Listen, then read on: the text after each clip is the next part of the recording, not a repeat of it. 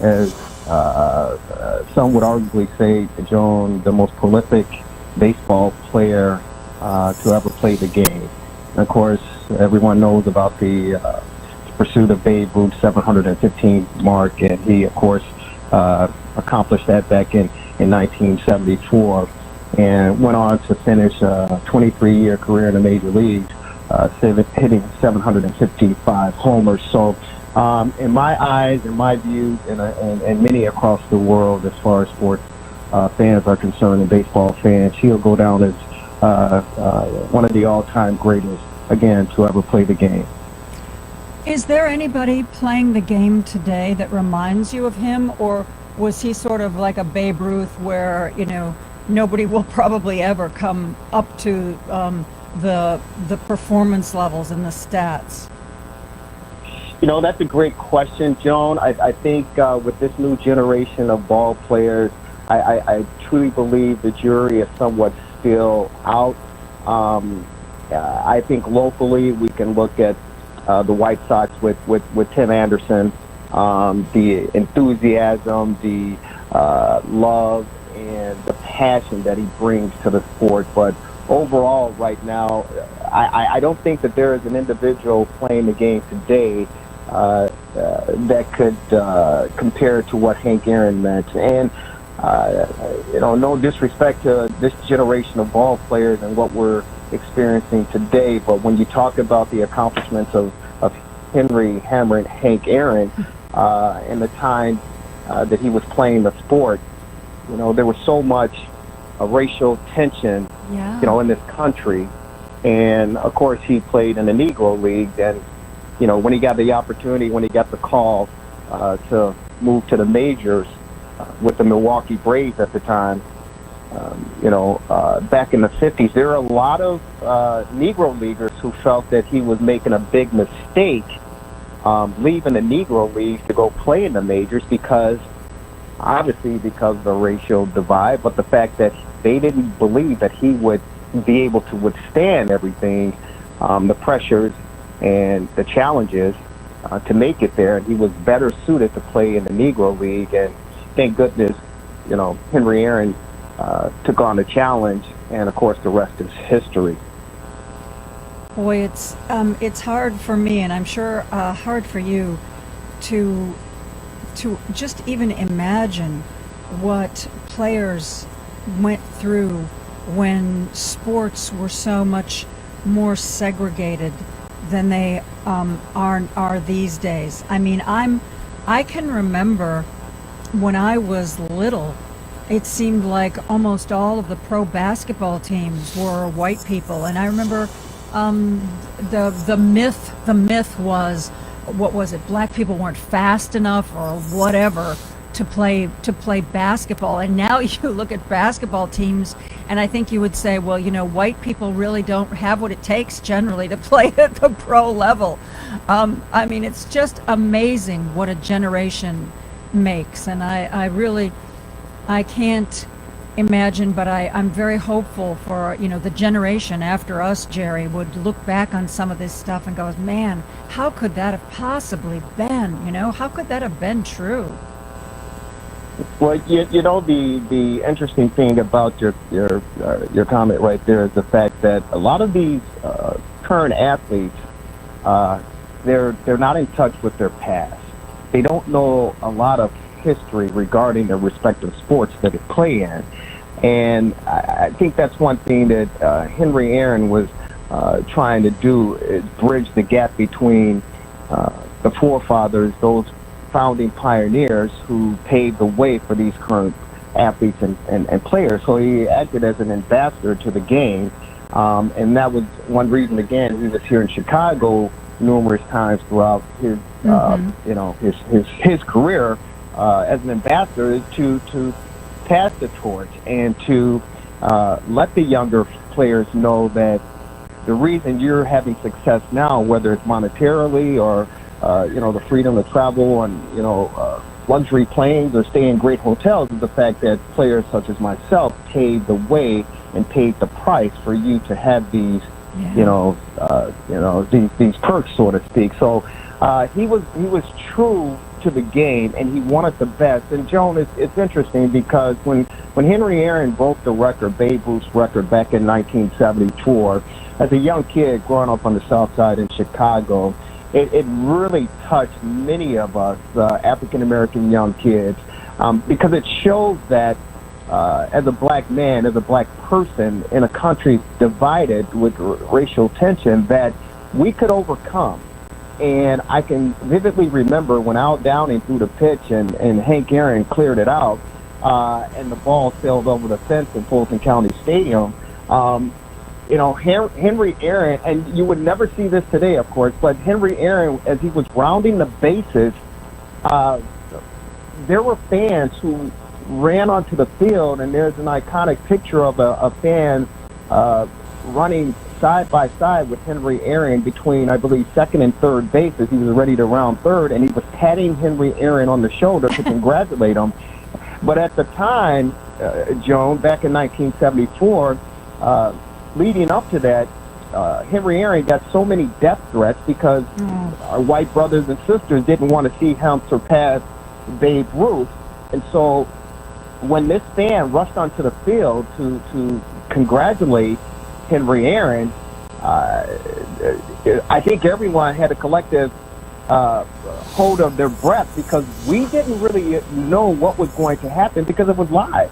And we didn't know if this fan was going to try to stab him or attack him or whatever the case may be. And, of course, he gave him a pat on the back.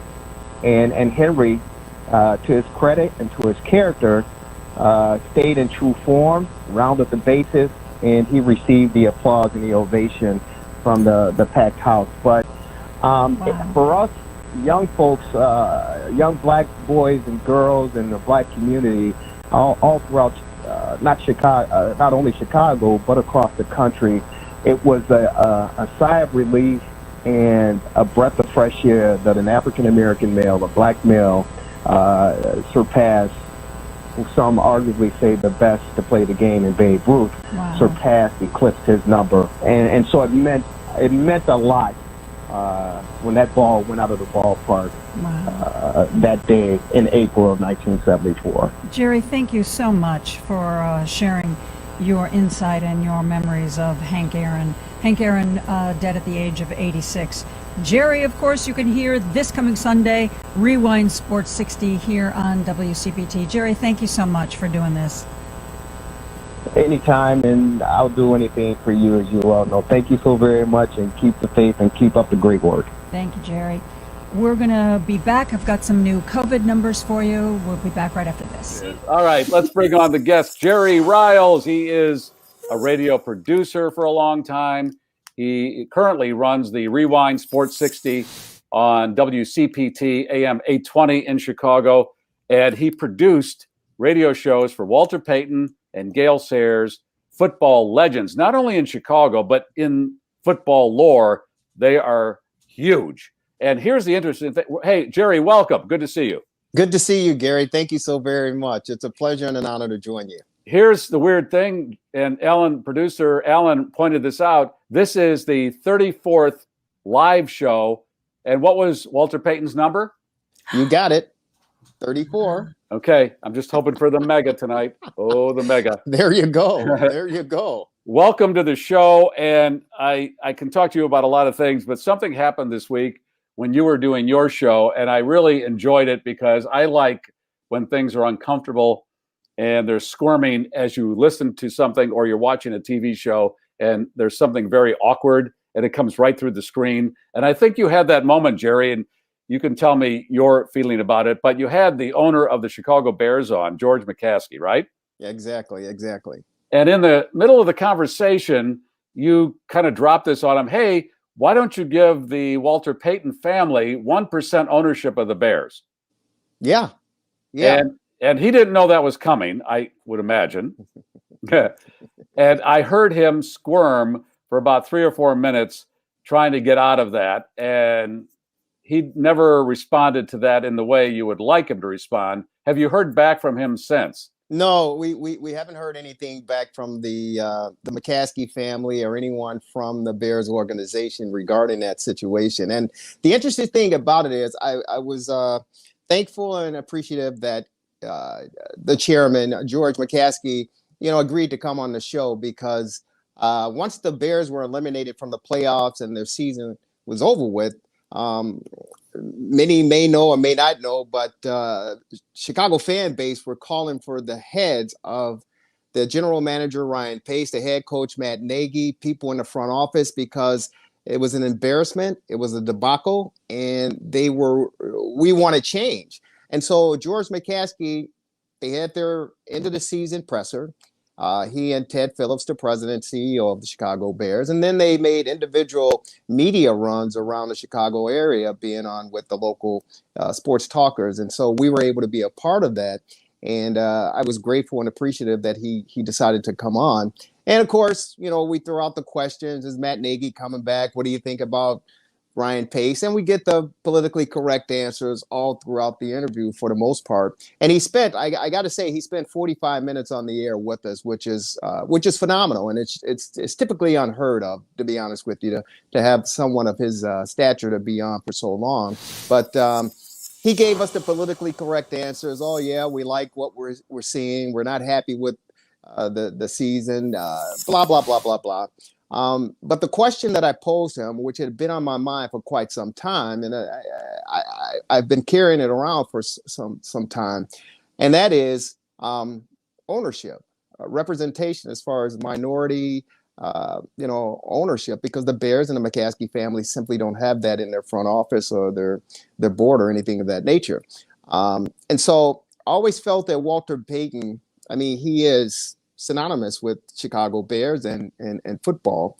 And Papa Bear George Halas loved him. He just simply loved him. And of course, for those who may not be aware, Walter Payton, who passed away in 1999 unexpectedly at a very young age due to cancer, he had placed a bid to become the first minority owner, African-American owner of a football team, the National Football League. And that, of course, was the St. Louis Rams back during the time when they were in St. Louis. And he was denied by the owners because he didn't get enough votes. And Walter was simply devastated. He was literally simply devastated and crushed that after all of his contributions and hard work and dedication and loyalty and passion for the sport, that the owners turned a blind eye to his requests. And of course, he's no longer with us. So it's been sticking with me. And so I took advantage of the opportunity when George McCaskey came on.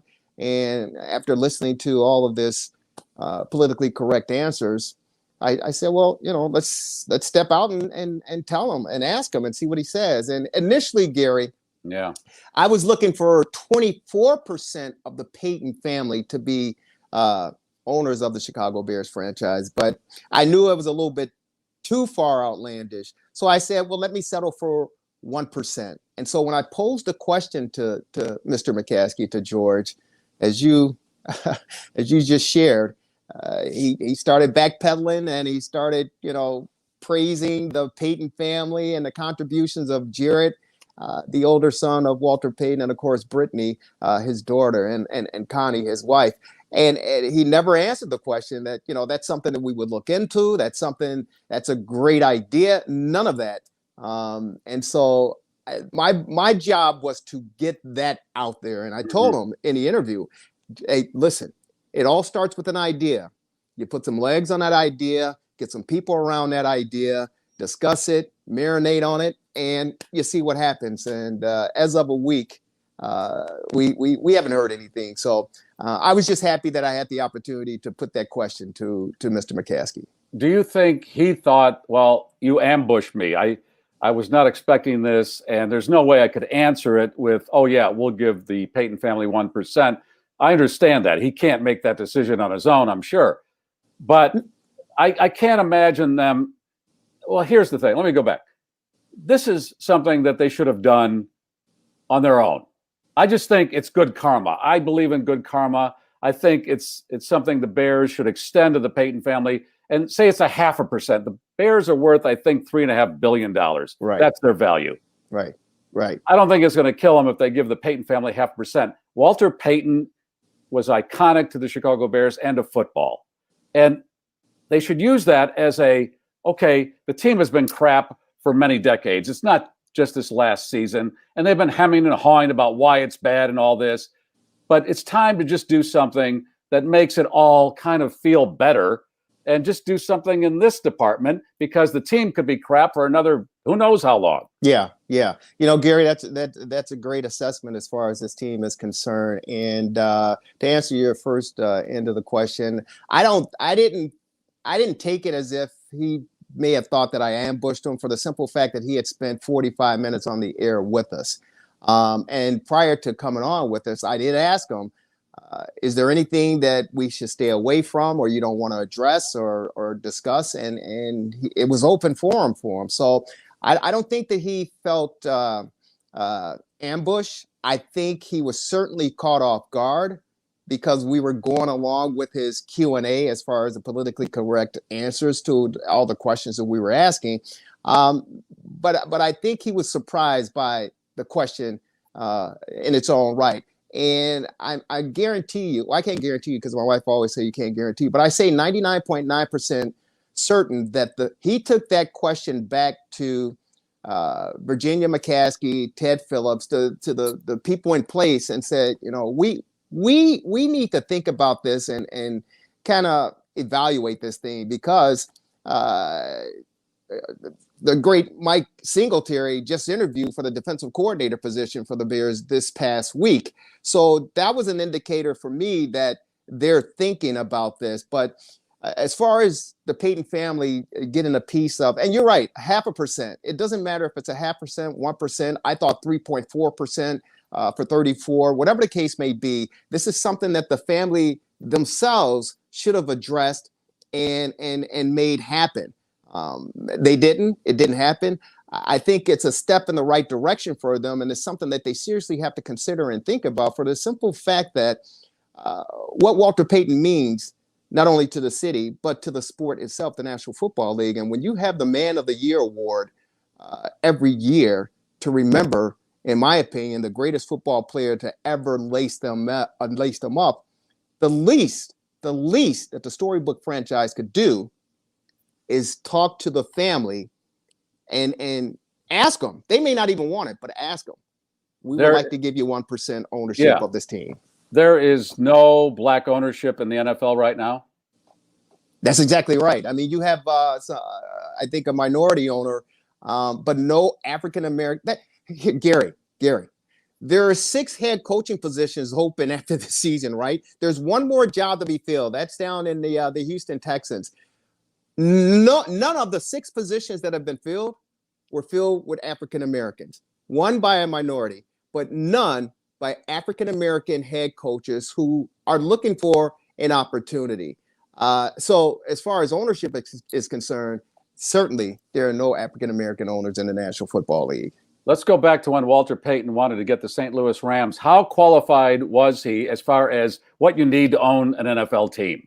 Well, from what I understand and recall, he had a substantial amount of financial backers, powerful financial backers who were willing to put up the money. And of course, as we all know, at the end of the day, money talks, BS walks, as they say. But Walter Payton was positioned and had some serviceable individuals in his camp, to respectable and credible individuals in his camp, to make the push forward. Because one thing about Walter, he was always prepared, and he did not want to go down this venture without making sure that all the I's were dotted and the T's were crossed. He was positioned, and he felt that the package and proposal that they had put together as a team was worthy enough for these owners to vote in favor to give him this team. And here we are 20 some years later. Has there been any other black individual who wanted to buy an NFL team and couldn't get there in the same way Walter did? Right. No, there hasn't been any, to my knowledge, there hasn't been any other African-American businessman or interest that wanted to put up money to get a football team in the National Football League. And it's unfortunate. It scares me, Garry, the fact that it's 2021 now. We're still talking about, the inequalities and racial justice and everything that's going on in this beautiful country we call the United States of America. So it's really so disappointing and sad that we still have to even discuss these topics. And, when I was a kid, growing up on the South Side and, watching these teams and watching Walter Payton, and then getting the opportunity to work with Walter Payton and get to know his family and Jared and Brittany, and to still see in 2021 that there's no representation or anything outside of the Man of the Year award to honor Walter Payton. To me, as a fan, as a Chicagoan, as an African American, it's almost a disservice. Yeah. It's really a disservice.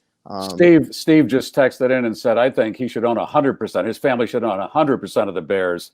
I mean, again, it's just good karma. I mean, for what he did for the Bears and the city of Chicago, it's a feel good for everybody. And I know a lot of these sports owners in all sports, it's a weird club, because I remember that Mark Cuban wanted to buy the Pittsburgh Pirates because he's from Pittsburgh, and they locked him out because they have their own little weird orbit, and they don't want anybody that's remotely not into whatever that weird orbit is in their orbit. Yeah. And here's Garry. Here's the scary thing about all of this. Ted Phillips, who is the CEO president of the Chicago Bears, who's been with the team for 20 plus 30 years. And I understand he's a very intelligent man. He's very good with numbers and money, having gone to Notre Dame and Northwestern.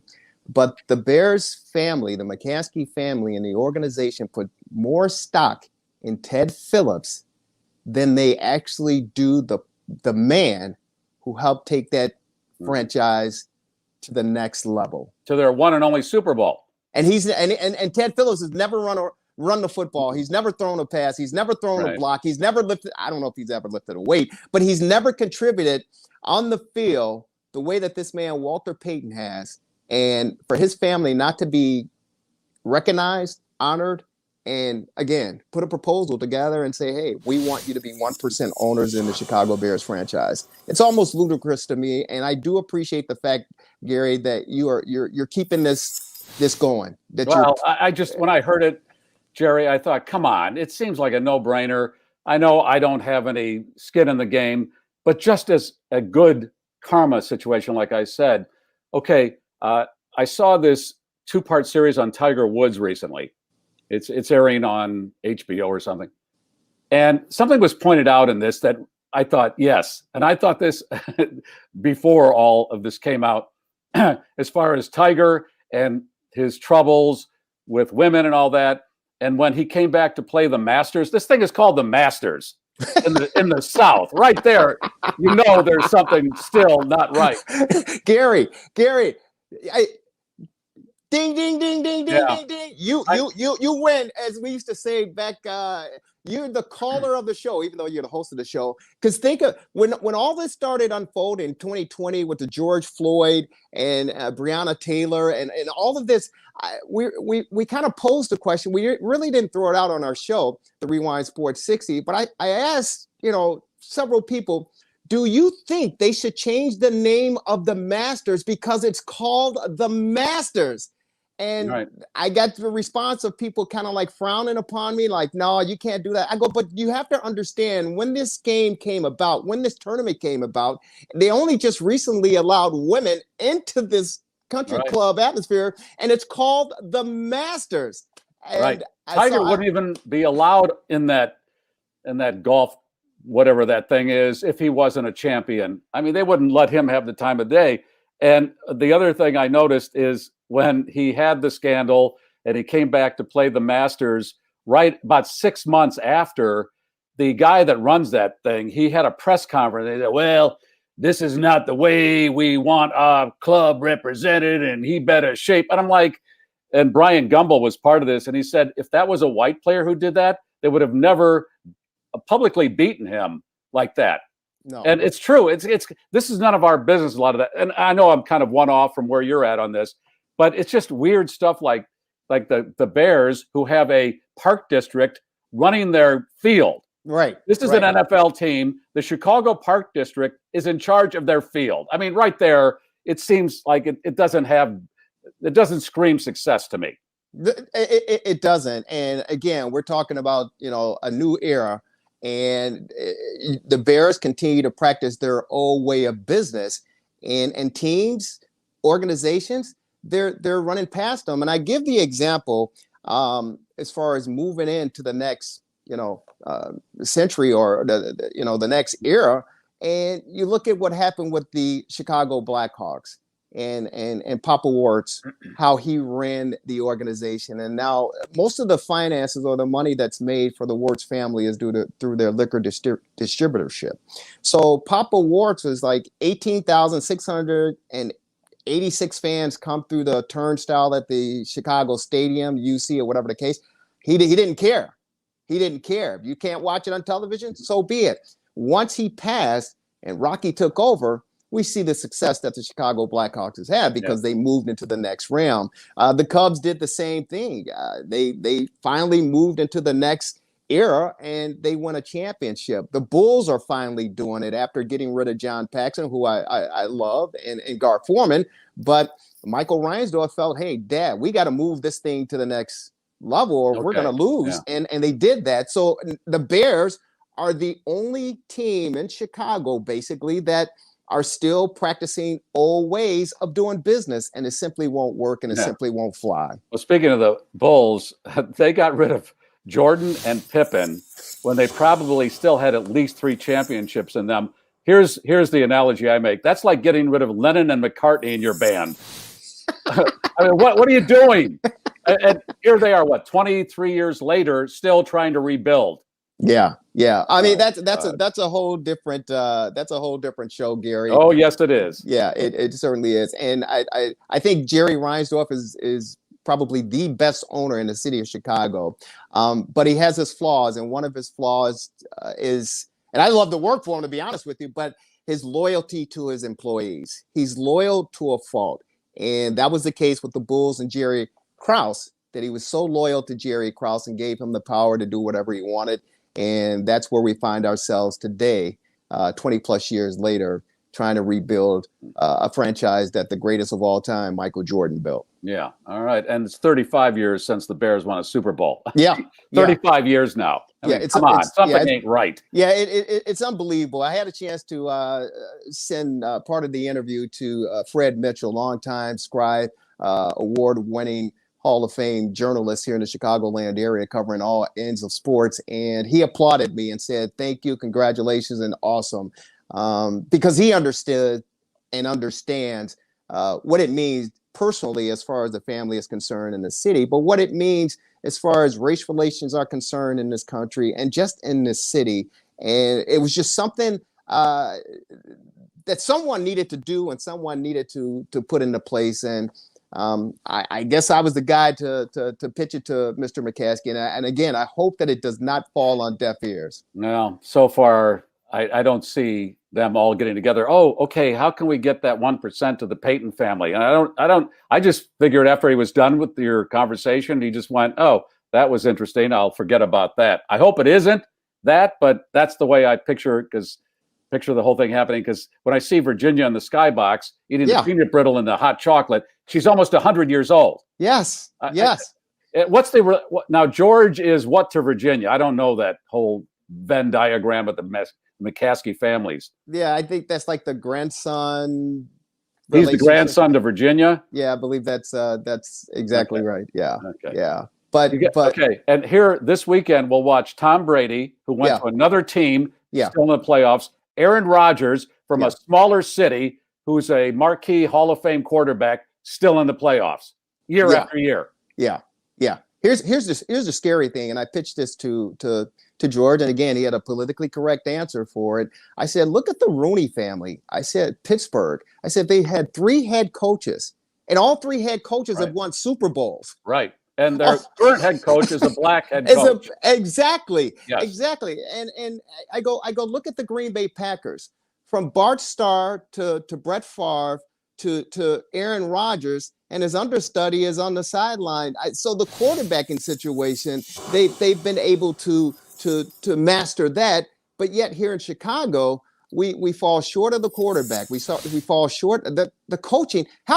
Garry, how do you fire an African-American coach who went 10-6, and you fire him because you wanted to go in another direction? And you're talking about Lovie Smith. They had right. It's not like they didn't have a black coach before. They had one. He's 10-6. We don't like what you're doing. Oh, yeah. You'd rather be 4-12 or 8-8 or whatever the hell you are now. Yeah, and when I brought the record, this past year's record, to Mr. McCaskey, I said, the team finished 8-8. He corrected me. He said, "No, Jerry, we finished 8-9." Yeah. So he was proud of an 8-9 record, indicating that they went to the playoffs. But that was sufficient for him to say, "Hey, we were 8-9 this past season." Yeah. And in my book, that's not success. No, that isn't. Jerry, I hope you enjoyed the homage to Ohio State that Alan put together at the beginning of the show. I see you have your Ohio State stuff in the back there. Go Buckeyes! And your son is there now? No. He was there. I attended the great Ohio State University back in the. I just missed the Woody Hayes days, but back in the 80s, my son fell in love with the university, and he attended in the early 2000s. God bless him. And he, once he graduated, he went on and got his master's from Northwestern University, the Kellogg School of Business. And he and his beautiful wife are happily residing, guess what, in Humboldt Park in Chicago. And Humboldt Park has changed considerably. But I said, son, you want to live in Humboldt Park? Now, for those who don't know Humboldt Park, explain why you're saying that. Well, Humboldt Park, again, when I was a kid growing up, we were terrified from the news coming out of Humboldt Park because of all the crime and the violence around that area. But over the years, Mayor Daley, the son, he was able to get in there and clean some things up. And of course, current mayor Lori Lightfoot is trying to spruce things up as well. So the neighborhood has considerably changed, but back when we were growing up, it was really, really a challenge just to even drive in the area, but it's changed considerably now. All right. Jerry, we will talk down the road. If you hear from George, I'm not expecting that. Maybe you are. We'll talk again about this, but keep it going. I love the idea. Oh yeah, we'll certainly keep it going. I thank you so very much. It's a pleasure. And if we don't hear from him, that's fine. But I truly believe, and again, with Mike Singletary getting an interview as a defensive coordinator for the Bears, to me, that's an indication that they're thinking about it, and it's a step in the right direction. So we'll certainly keep you posted, Garry. And thank you, and keep up the great work that you're doing. Thank you, Jerry. Appreciate it. Jerry Riles, ladies and gentlemen.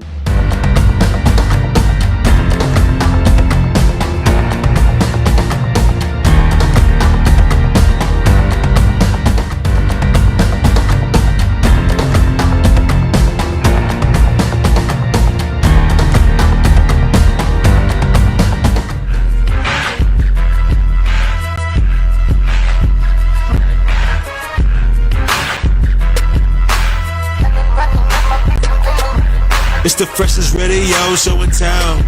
Feeling marvelous, I've been with Jerry Riles. It's the freshest radio show in town. Feeling marvelous, I've been with Jerry Riles. WCPT. WCPT. This the coldest sports show. You were getting the hour from 6 p.m. to 7. Chillin' with Lauren Cox and the man Marvelous.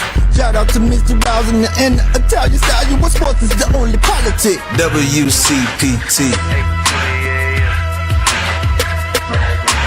WCPT. It's the freshest radio show in town. Feeling marvelous, I've been with Jerry Riles. It's the freshest radio show in town. Yeah! Feeling marvelous, I've been with Jerry Riles. Ladies and gentlemen. Ladies and gentlemen.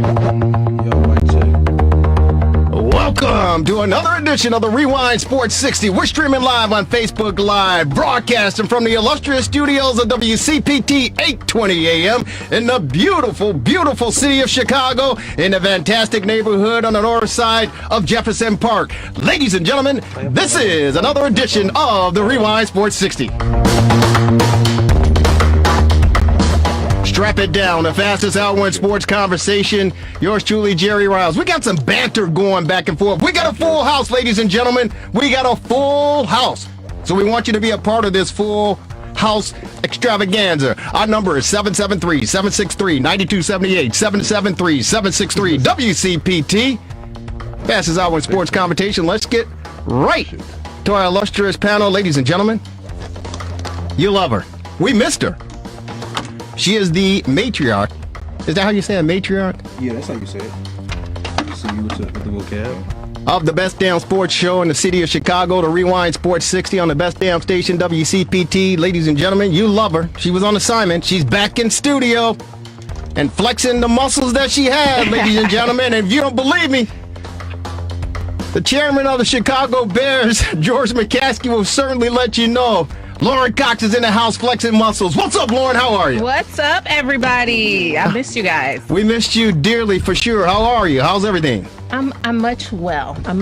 More than I was, for sure. But happy to be with you guys today, and just happy to be safe and healthy and all that, because it matters. Yeah, it certainly does. And of course, ladies and gentlemen, he's not over at Wrigley Field. Nope, he's not over there. He's not at what's the other one over there? Guaranteed Rate. Guaranteed Rate Field. He's not at Guaranteed Rate Field. He's not over at Soldier Field. Neither are the Chicago Bears. They're at home watching these playoff games as well. But ladies and gentlemen, you know, he's the man. He's not even at Wintrust Arena watching the Blue Demons. Blue Demons. The DePaul Blue Demons, but he's in the studios of WCPT. Ladies and gentlemen, he's known as the Marvelous One. He's Dan Marver. What's up, Marver? How are you? Hi, Jerry. It's good to see you again. Long time. Long time, man. It's like Groundhog's Day. I've never seen this many people in the studio. We got about 12 people in here. It's a party, ladies and gentlemen. It's a party. Yeah, and of course, right now the geezer game is going on. Geezer game. Well, hey, you know, we got one for you. I tell you who's going to win this game between the two geezers. Oh, boy. Somebody with a 5 Somebody with a B. 5 letters in their last name. Somebody with B. Yeah. Played in the Big Ten. Yeah. 40 years of age or plus. Future Hall of Famer. Yeah. Future Hall of Famer. Guaranteed. Take it to the bank. It's going to win the game to advance in the playoffs to face the Green Bay Packers. And ladies and gentlemen, I don't know how to introduce this guy. He is the man. He is the dude. He is the stud. I really don't know how to introduce this cat because, you know, it's some political stuff going on. Last week, I introduced him the normal way that we normally introduce him, and I later found out that was code for something, man. So, dude, Quentin Dent's in the studio, former 10-year NFL veteran. What's up, boss? How are you? What's up, bro? Hey, man, how am I supposed to introduce you now after what? What happened last week? I think you were trying to tell me. So, 17th letter. The 17th letter in the alphabet. The Q. You say 17th letter in the alphabet versus just saying 17th letter. Well, hey, I didn't even know it until after I got off the show. Politics? What happened? What you mean? Well, that was code for Trump. I guess he was for QAnon. He was saying Q in the 17th letter. No, don't make him that. Wait, you didn't. I didn't see that. Yeah, man, because you were telling me last week not to, and I was like, okay, I didn't understand why, and then I saw that in the news report. That wasn't why though. What was the reason? I didn't like the alphabet at the end of when you say it. Oh, you don't like the way I say it? I don't like the word alphabet. You don't like it? Nah. So like alphabet Just soup. like 17th letter. Campbell's alphabet soup. You don't like that? Nah. Okay. But it's so I don't know what transpired over the past week or so, but at that particular point in time, the letter Q in the 17th letter, that was code for Trump telling QAnon, you know, orders what to do. Yeah. Wow, I didn't know that. I was tripping too, man. I didn't know that. I almost dropped my Campbell soup spoon when I was eating it. I was like, you know, they're chunky. It's my year. It's year for the Q. He's Quentin Demps. What's up, man? How are you? Good, man. I'm marvelous, baby. Yeah, you said, well, he's marvelous. You're the 17th letter. Good, baby. And of course, ladies and gentlemen, we bring in 2021, a new year, a spectacular year, and of course, a blast from the past. We missed this guy. We love this guy. He is touring the country, and well, currently he's out on the West Coast, whether it's Las Vegas, whether it's Los Angeles, wherever it may be. This brother, he is the next Kevin Hart. He is the next, Chris Rock. Chris Rock. He is the next. Dave Chappelle. Yeah, Dave Chappelle. This guy is phenomenal. He's outstanding. He's stupendous. He's fantastic, ladies and gentlemen. He's in studios at WCPT 820 AM. He is one of my all-time favorites. I love this guy. He is known as Kelly Lee Williams. Go Chase Daniel. What's up, Kelly? Kelly, you got us? Uh-oh. They too busy filming and stuff. Come on now. Kelly, you got it on? Kelly Lee Williams is in the house, ladies and gentlemen. Man, it's good to see you. You got on your Harry Potter scarf. You got on your you got your ball look going, and you got on a Kobe Bryant skull cap with the bouncy ball. May Kobe rest in peace. Yes. But it's good to see Kelly Lee Williams in studio here at WCPT 820 AM. Before we get to Kelly, well, he's getting some technical issues, and we'll definitely get him on real quick. But I got to say, we mentioned that the chairman of the board for the Chicago Bears, George McCaskey, was on earlier. We had a taped interview with him, and we spent literally 45 minutes talking with Mr. McCaskey about a number of things, and he was on point. He opened up, I think. Well, Lauren, why don't you share a little bit as far as what you thought about the 45-minute interview with George McCaskey? Yeah, I think I need to find another team to root for. Why is that? Because I don't see how we going to win like this. I'm just going to be honest. No. Too much more of the same. What did you think of the interview? I think that he said what he was supposed to say. You know, he had his notes, and I just wasn't I didn't get anything different out of what he was saying, but more of the fact that it's going to be more of the same. I'll let you guys hear for yourself. Marvelous, what did you think? Well, I would totally agree with that analysis. We tried to make some suggestions as to what he should do, but all personnel decisions are outside of his hand, and he can't talk about anybody that's under contract. So that's about the end of that conversation. Well, and there's somebody that we wanted to talk about, and Lauren, you mentioned it, was Deshaun Watson, who is definitely disgruntled with the Houston Texans and certainly wants out. But, of course, the chairman can't talk about that. But there are a number of other quarterbacks that were mentioned. We're going to play a portion of that interview, that 45-minute interview. We're going to play 17 minutes of it, and it's juicy. It's fantastic. It's compelling. It's insightful. I thought it was compelling, Lauren. It was. I thought it was compelling. It was insightful. Yeah, we did, and I say kudos to George McCaskey for taking the time, first of all, on Sunday to join us, and secondly, to spend 45 minutes with us to answer every question that we presented to him. Some of the answers were on point. The other answers leave you scratching your head. But before we're out of here, the fastest hour in sports conversation, we'll get an opportunity to listen to a portion of that 45-minute interview. Q. Can I just give Jerry some love right quick? I mean, not Jerry, but George some love right quick. Well, you can always give me some love, bro. George and I went to a Lecrae concert a couple of years back, and we jammed out and we had a good time in the back, man. So big love to George, man. So Get it was your personal relationship out of here. Hey, this ain't got nothing to do with. So it was interesting when you shared that. A concert with a couple players, man. That says a lot about him and his character, man, for real. So it was you, the great Quentin Dent, Sam Acho. Went to a Lecrae concert, the House of Blues. Down, we picked him up from his house. We came in his house. We all went down there together. You know what I'm saying? We ride in the car, just listening to music, chilling and talking and stuff. And then we saw Lecrae, man. We was jamming out in the back. And he was dancing to Lecrae. He was trying to vibe with. He had a little two-step in it, you know. Oh, I thought you was gonna say he had a little something else. I mean, come on, Lauren. You're at the House of Blues. You're enjoying the concert. You gotta get your groove on. You were at his palatial estate? Yeah. Wow. So you got a chance to hang out at George McCaskey's joint? Yeah, for a couple minutes, man. Yeah, at least one of them. I'm sure it was the modest one. Did you have to drive through the guarded gate and everything? Nah, we didn't go to that house. Oh, y'all didn't go to that one? Nah, it was tucked away. Okay. All right. Did you see Virginia? Nah. Mrs. McCaskey? Nah. Dude, I didn't know this, and I don't know if she's Well, I guess I can say it. He said 98 years of age. Crazy. That's crazy.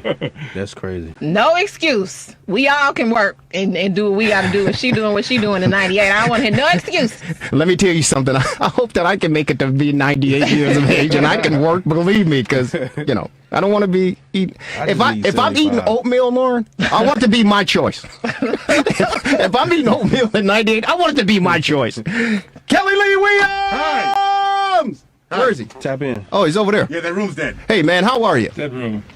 I'm absolutely fine, Jerry. It's awesome to be here. Sorry, I'm on Quentin Demp's mic. I'm on the mic with Quentin Demps. Hey. No, dude, I am a Bears fan from way back, all the way back. Late '85 Bears, and before that, Walter Payton, man. It's just an honor to be sitting here next to you, dog. Because I know that when you get you put on that uniform, you put your heart and your soul on that field. Absolutely. And every single one of you do that. And just to be sitting next to you, dog, I'm like, I feel like a football player. Not quite, not quite, but I feel a little bit. I got you. So, Lauren, it's great to see you. It's great to see Marvelous Jerry. Man, I am so proud of you.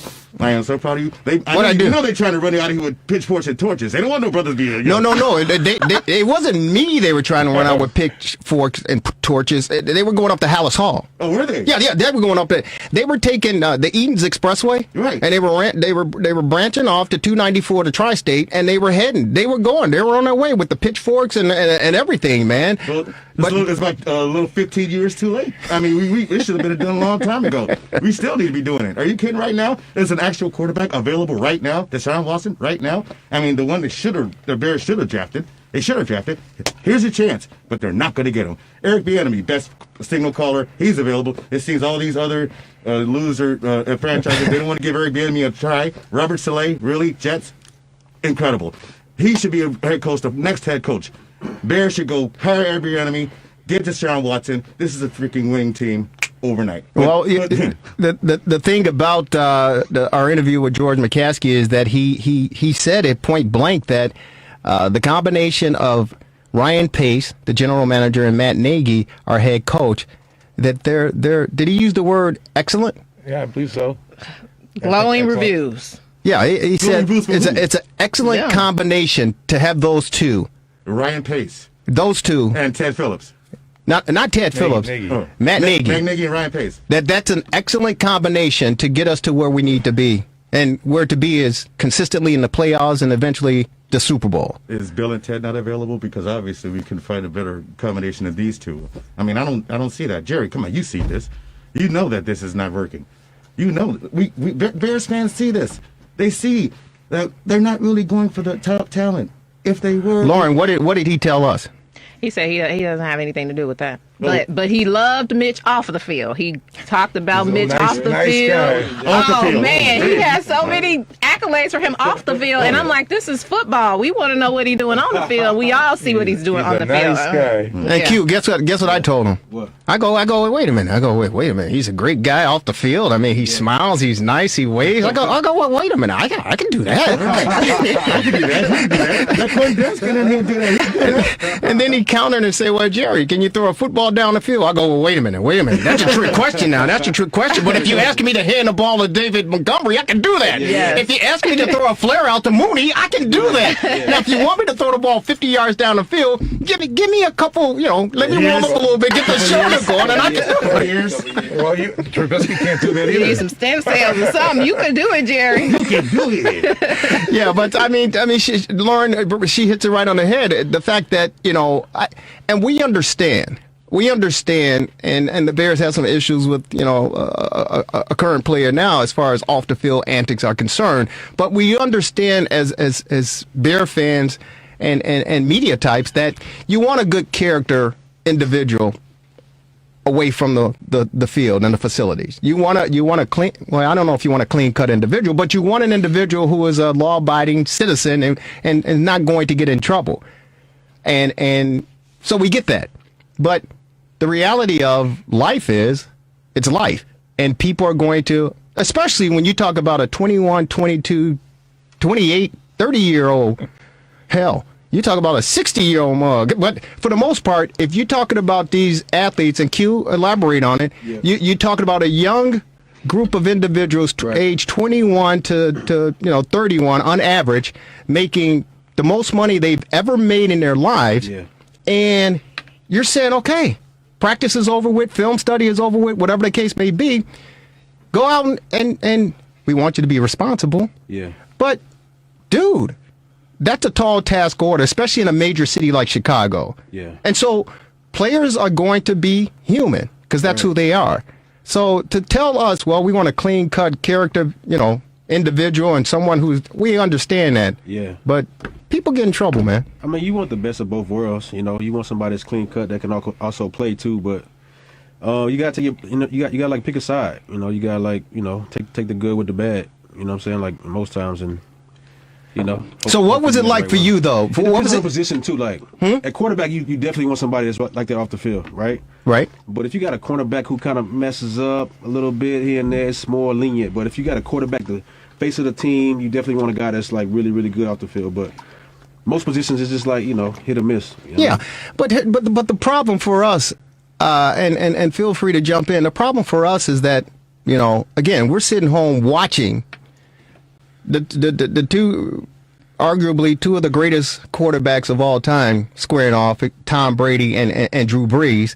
We saw, and wow, Patrick Mahomes, we could have had him. And I don't know if he realized where he is right now, because if you watch that game, and congratulations to the Kansas City Chiefs for advancing and for the Cleveland Browns to make it, but they tried to bury his head they tried to bury that brother. No question. It was unbelievable. But we talk about Lamar Jackson, who wins his first playoff game. So we're talking about Deshaun Watson. These are athletes who are playing at the elite level, trying to get to the top rung of the ladder.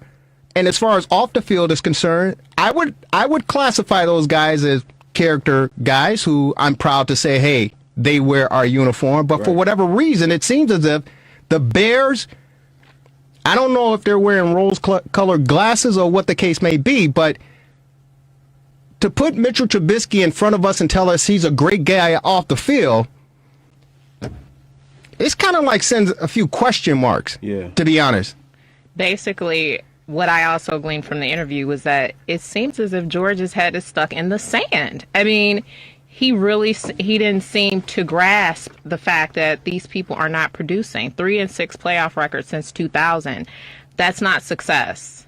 No, in no shape, form, or fashion. So I feel like it is what you're saying. He's not looking at this the right way, and their decisions that they're making stem from that. It's unbelievable, Marvelous. And we gave the example, and again, we'll play 17 minutes of the 45-minute interview in this second half hour, the fastest hour of sports conversation. But I kind of like rattled off the other franchise organizations here in Chicago as far as what they were able to do. Of course, the Blackhawks with the addition of the female player personnel woman that joined the franchise to bring some diversity. But the fact is, the Blackhawks made some changes, some key changes, and of course they win multiple titles. We see what the Cubs were able to do by making changes and winning a World Series title. We see what the White Sox are currently doing, and I got to get my arm back here, because they listened to me to get rid of Ricky Renteria, right?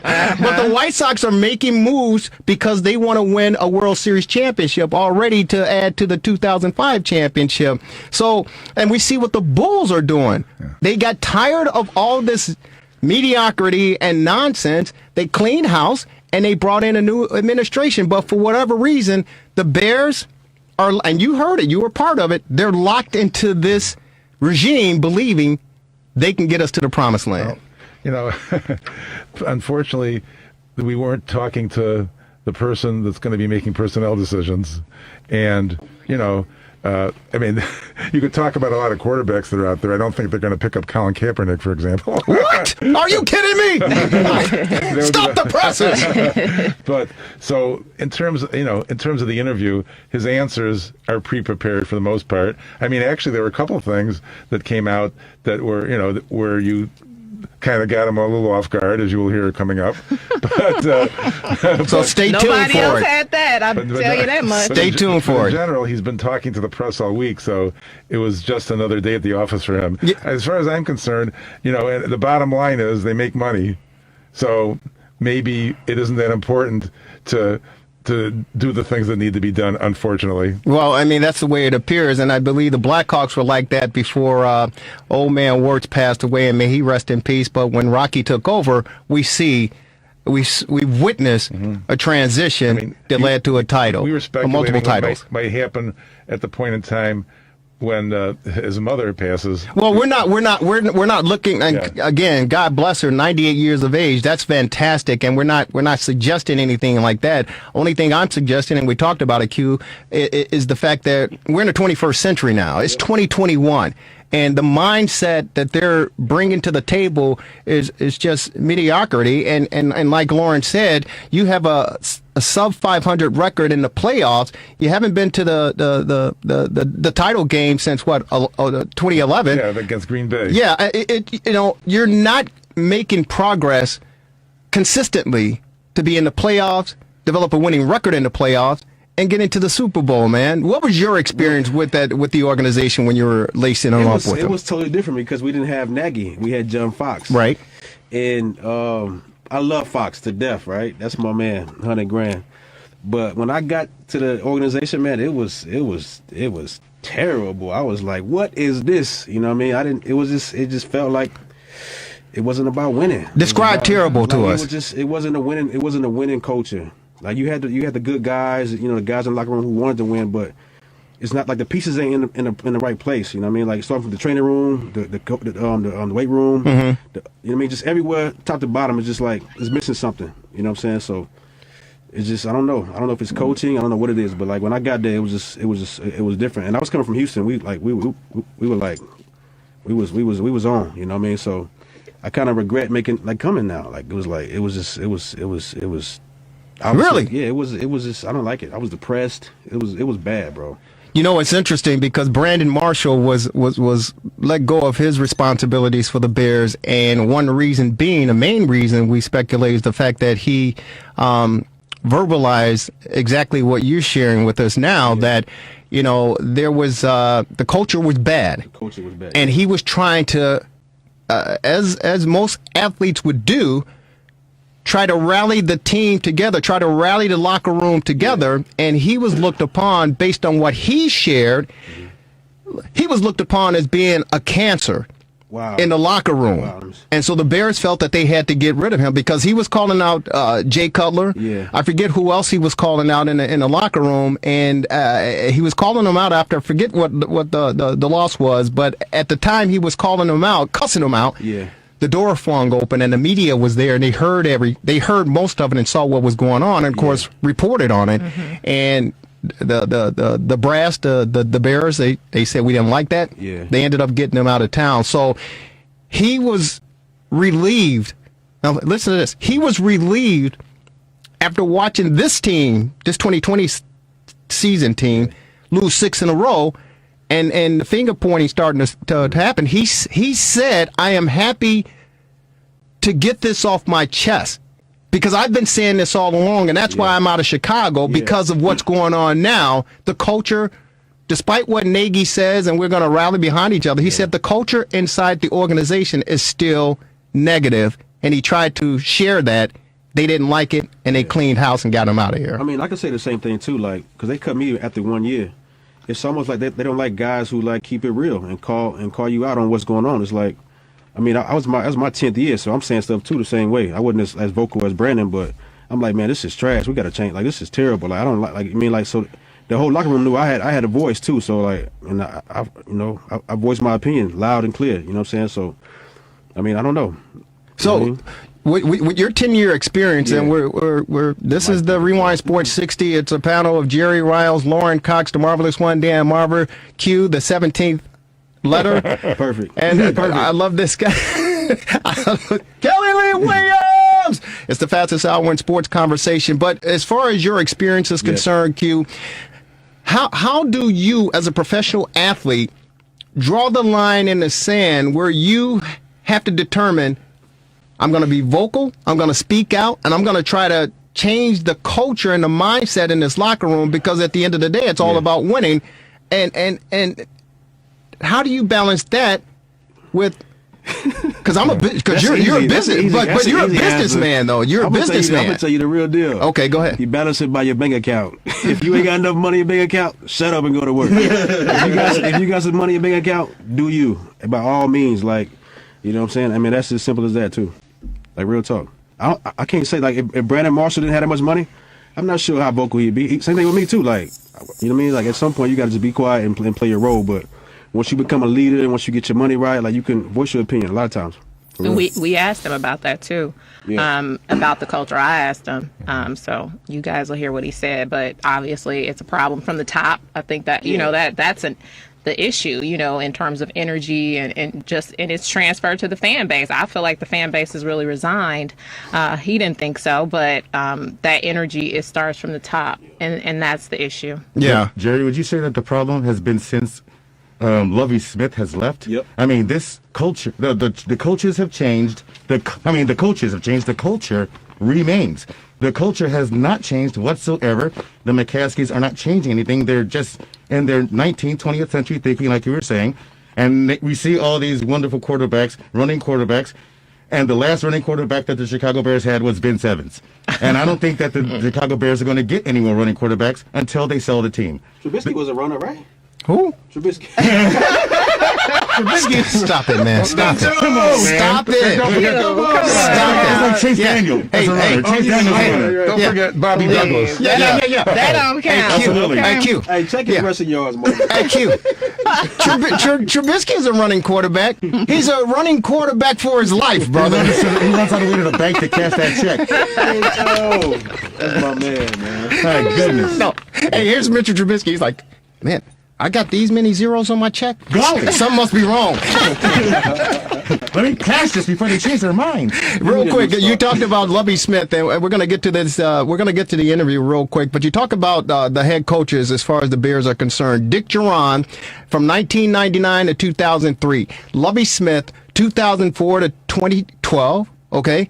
And he got fired with a 10-6 record. 10-6 record. It's unbelievable. It's unbelievable. It's Bears. It was believable. And then, of course, you bring in Mark Trestman, 2013 to 24, arguably the worst. Don't bring him up. Don't bring him up. Arguably the We want worst to get that. coach in Bears history. And, of course, your boy John Fox. John Fox, I don't know what happened to him. I mean, who knows what happened. And then, of course, we got Matt Nagy. And the jury is still out. The jury is still out. No, it's not. Yeah. No, it's not. Lauren? We wanted him fired. We wanted him gone, the whole regime. He was 12-4 a couple years ago. That was a couple of years ago. Yeah, and we said smoke and mirrors because they had an easy schedule, right? It's a COVID-19 year, though. Y'all forgetting that. Other people I went in during COVID. Let's have some grace on the Bears, man. He was canceled. They Doug get no Peterson won grace. the Super Bowl 3 years ago, and he just got axed. boom. Yes. That's true. Well, gentlemen, ladies, Dang, we're gonna get into this. He sure did get We're gonna get into this. Lauren will set it up real quick, but before we get into the interview with the chairman of the Chicago Bears, George McCaskey, real quick thoughts, reflections on Martin Luther King, his holiday celebration. He would have been 92 years of age had he still been with us today. Kelly Lee Williams, we'll start with you. In a nutshell. Well, we live in a land where we're all God's children, black men and white men, Jews and Gentiles, Protestants and Catholics, will one day join hands and singing the words of the old Negro spiritual. Free at last, free at last, thank God Almighty, we are free at last. Yes. Thank you. Q? Yeah. I was actually like jamming them on the way here. Like, I listened to a couple of speeches on the way here. He talks so good, like Yes. like he took his time and pronounced his words. Yeah. You know what I mean? So, rest in peace, man. Much love, much respect, for real. Marvelous. Well, I don't think his dream has been fulfilled yet. And I do an impression too. I have a dream. Come on now. Really good. I know. All right, then. Next. Lauren? For me, I think about how inspirational he was and hope. And that's what we need now. Hope and inspiration versus inciting, which is what our current president did and is doing. So I think about hope and that inspiration, and we all need much more of that today. Yeah, it's interesting for me. Thank you so very much for sharing, everyone. It's interesting for me because I'm 58 years of age. It's 2021. And I obviously remember back when Dr. King, I don't remember vividly, of course, but well, the point being is that the struggle continues.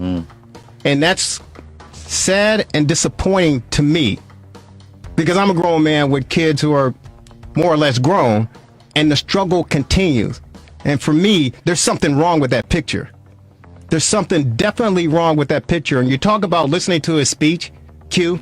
You're absolutely right, because when I listen to it, if I'm driving in a car, honestly, I want to get out the car and start running. Yes. Because it's so powerful. It's so powerful, that quick. And the fact that he spoke truth from the heart, and he didn't care. But what gives me hope, and I believe we're really there, based on everything that we've experienced in 2020, and especially with what happened at the Capitol, when he said in his last speech, I may not get there with you. That's the one I heard. I may not get there with you. Yeah. But I want you to know tonight that we as a people will get to the promised land. Yes. When all of this stuff started happening, I said, okay, we're there. The reckoning is here, Jerry. We're there. We're here. And ladies and gentlemen, those of you listening to WCPT 820 AM, the Rewind Sports 60, listen, it's got to happen. Everything that we're experiencing and seeing, it must take place. But you have to stay focused. You have to pray up, stay prayerful, keep the hope, and let God's will be done. That's it. Let God do his work. Yep. That's all you have to do. Now, all of you fools out there running around, going crazy, screaming, ah! Hey, listen, you better get right with yourself. But when Martin Luther King, that resonated with me. I may not get there with you, but we as a people will get there. We're on the move. I've been to the mountaintop. Yes, sir. He said, I've been there. He's been there. Yes. It's over, ladies and gentlemen. Prophesizing his own assassination, really. Pretty much. He did. Lauren, you want to set this up, George McCaskey? Absolutely. Chicago Bears chairman George McCaskey was on our show today, and I asked him about the quarterback situation, which we all want to hear about. So let's hear George's thoughts on the Chicago Bears quarterback. George, I want to talk about the quarterback situation here. Mitch, obviously, we don't know what's going to happen with Mitch, but in the event that he doesn't come back, are you open to a possible Watson trade? Sam Darnold is on the table in terms of possibly being able to come to Chicago. Derek Carr, we've got some free agents. Ryan, Dak, Phillip Rivers, we don't know what he's going to do. What are your thoughts on the quarterback situation in Chicago, and are you prepared to make some changes such as that I mentioned before?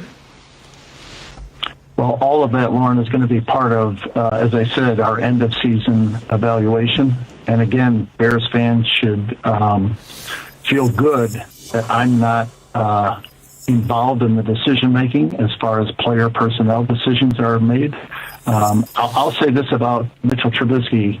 I can only speak to him off the field. And off the field, he is an outstanding young man. He works hard. He has a passion for the game of football. He loves the game. He loves his teammates. His teammates love him. And I could not have asked for more of a Chicago Bears quarterback off the field than Mitchell Trubisky has given us. Wait a minute. All those attributes that you just shared regarding Mitchell Trubisky, I some people may argue, but I think I have those attributes. I really believe I had those attributes, George. You think that I could come and suit up quarterback, Riles? Well, I think, you know what, George? I think I can grab the football and dump it over to David Montgomery. I think I can do that. I think I can flare it out to Mooney. I think I can try to do that. And if you want me to go deep downfield, maybe a 30-yarder or 40-yarder, you know what? If I get my arm loosened up a little bit, I think I can get downfield. I might just be able to do that for you. Well, I can always count on when I'm sitting in the stands watching the game. You see a play on the field and you hear some guy behind you say, "Man, I could make that play." And I feel like turning around and saying, "No, sir, you can't."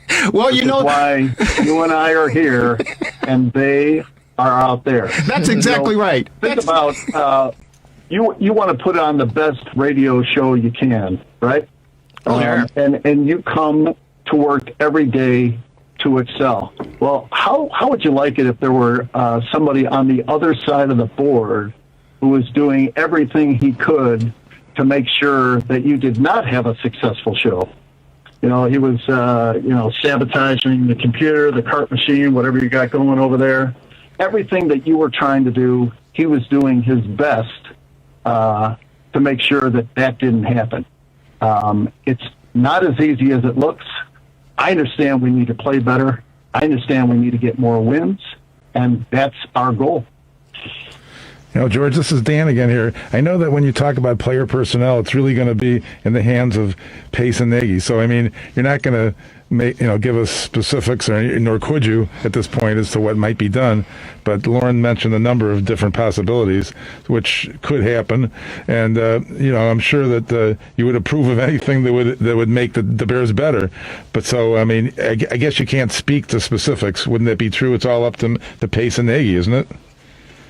Yeah, well, I can't talk about specifics for a couple of reasons. Number one, Lauren mentioned at least one player who is under contract to another team, and it's not it's not permitted for personnel from one team to talk about whether or not they would like to have somebody who is under contract to another team. The commissioner kind of frowns on that, and he makes his disappointment known in the form of monetary fines. Yeah, he does. He does. We love him. He does. One final question, and George, thank you so very much for taking time out on this Sunday to spend with us. Hope you're safe and sound. And again, I echo what Lauren mentioned earlier regarding the handling of COVID-19 and the testing and everything. That we've endured this past year. And I honestly was really surprised. I was one of the negative individuals with the glass half empty. I didn't think that we would get through a full NFL season, let alone get to the playoffs. And, hopefully, it looks like we're going to a Super Bowl. So I commend, despite the positive testings and things that have taken place, I commend the overall execution as far as the Bears organization and what you guys have been able to do up there to protect these players and keep things rolling all season long. So thank you so very much for that.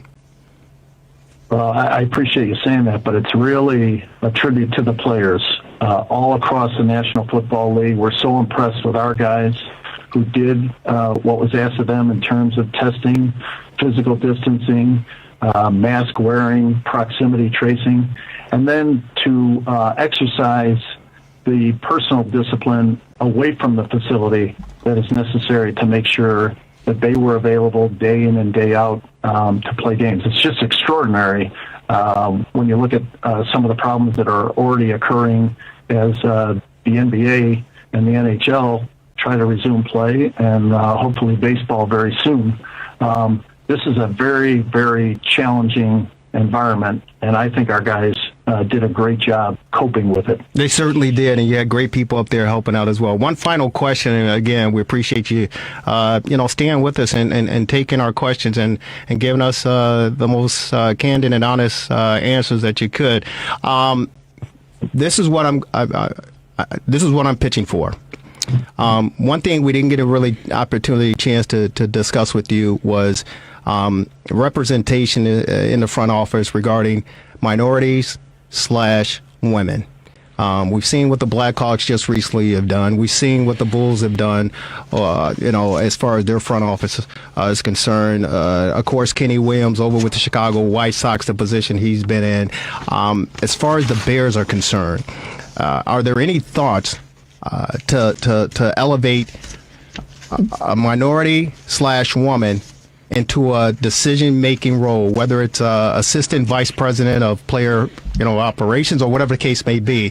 Is there anything on the horizon regarding more minority representation in the front office of the Chicago Bears? Yeah, that's a great question, and I'm glad you asked it, because it was about this time last year that we engaged the Kaleidoscope Consulting Group, which is a diversity and inclusion firm, to help us through this process. We've had some great discussions. We had a real meaningful all-staff discussion after George George Floyd was killed last spring. And we've had focus groups among the staff and leadership interviews. And the Kaleidoscope Group is helping us work through this process as we move forward. And the way it's been explained to me, it's not simply representation in terms of numbers, as you mentioned. It's people in leadership roles, and it's a culture of acceptance and tolerance. And that's all something that we need to work on. We want the Bears to be a model in this area. And we have our work cut out for us. We have a lot of work to do, and we're looking forward to the challenge. Real good, real quick, and thank you. Very, very well said. But I'm going to help you out here before we let you go. You don't need Kaleidoscope. You can use them, and they can be a source of reference for you. I'm going to give you a few names that I certainly know will do an impeccable job for the Chicago Bears organization that will reflect the leadership in the organization and the results on the football field. You ready for them? You ready, George? I've got pen in hand. There you go.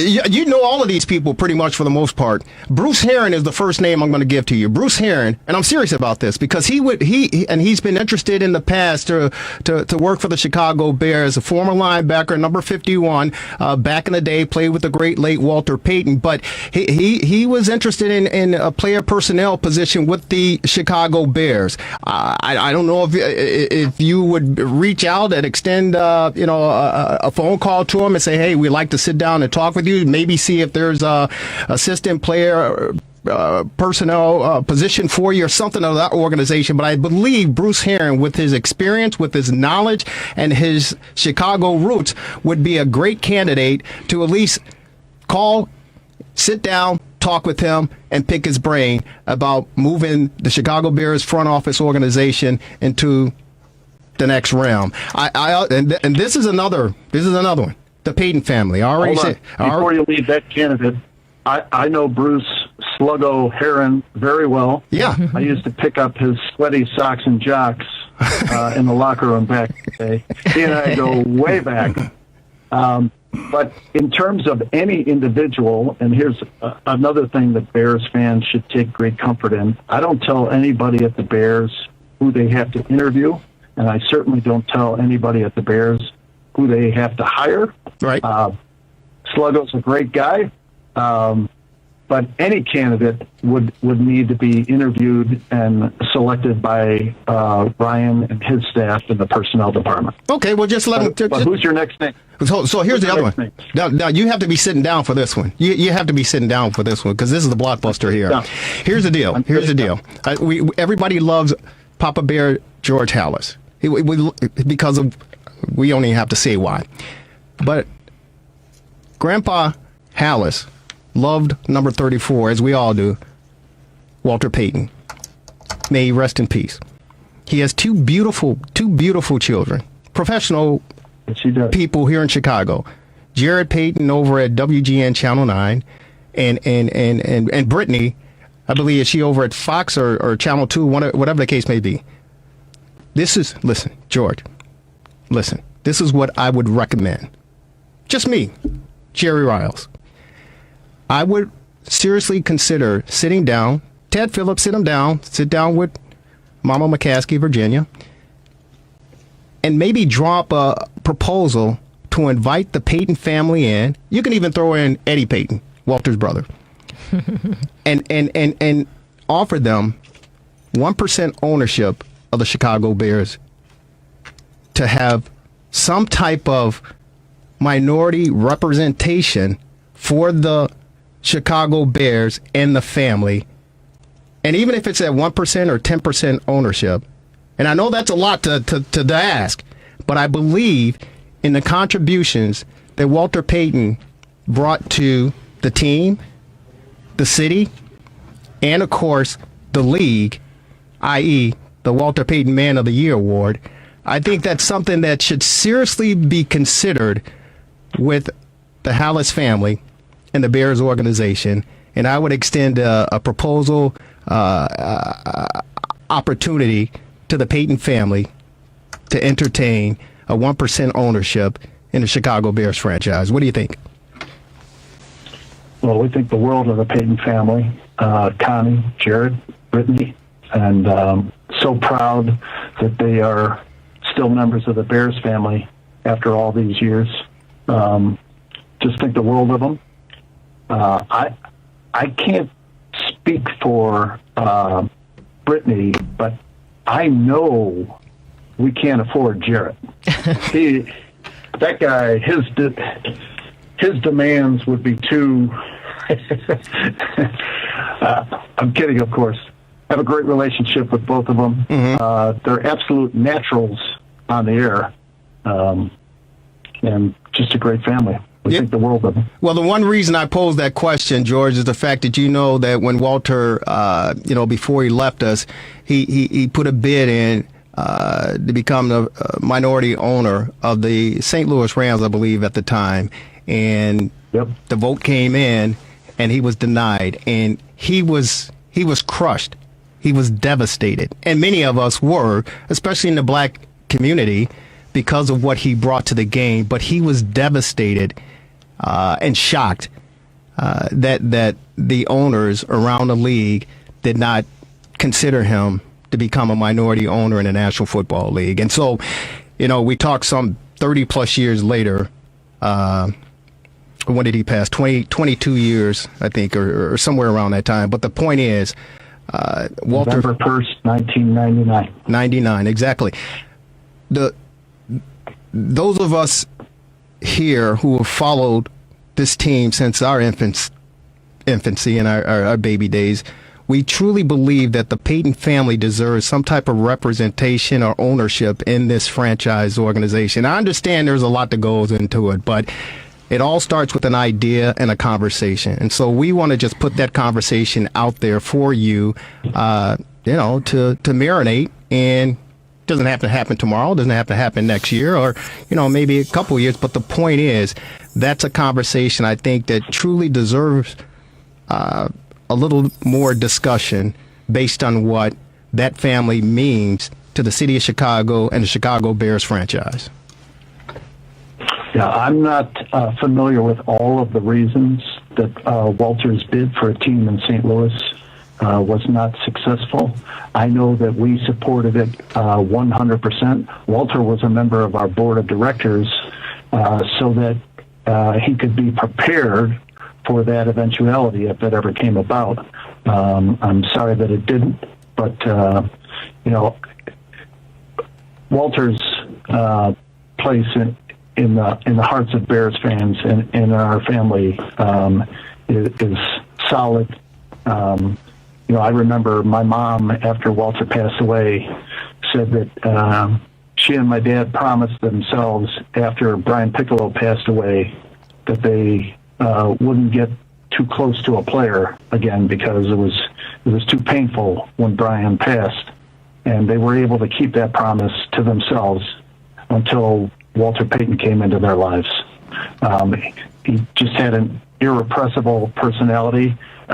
Once he decided that he wanted to be in your life, there was no denying him, and we're all the better for it. George, thank you so very much. We normally keep our guests 10, 15, 20 minutes tops at the most. The great Mayor Lori Lightfoot's been a half hour with us. You are well past that, and we want to thank you dearly for taking the time out of your busy I appreciate Sunday. all this time. I was told it was going to be about 10 minutes. Hopefully you can edit it down and maybe get maybe 30 or 40 seconds of usable material out of it. I think we can find something. George, thank you so very much. God bless you, and God bless our Chicago Bears. And we don't want to be like the Buffalo Bills. We don't want to be in the stands. Well, we like to be the Buffalo Bills, but I mean, we don't want to have to wait 100 more years to get back to the playoffs and to the championship game. We want another Super Bowl here. So roll up the sleeves and get the job done, and let's go. We beat this pandemic, and let's beat some NFC butt and get back to some winning ways here in the Chicagoland area. Thank you so very much for taking time with us.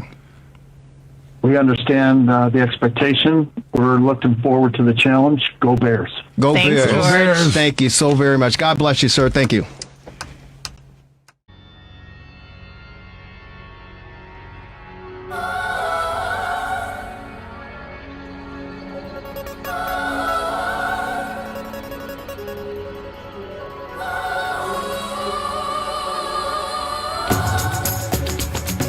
Welcome, everyone, to another edition of the Sports Medicine Update, a weekly podcast with yours truly, Jerry Riles, and, of course, the Honorable Dr. Chad Padromas, our second season. Doc, Happy New Year to you. Happy 2021, and happy season. The NBA is underway, the National Football League and playoffs. Our Bears are eliminated, but, of course, we're looking forward to the Super Bowl and college basketball with March Madness. There's a lot to unfold here, a lot to get into. But first and foremost, how are you and your lovely family doing?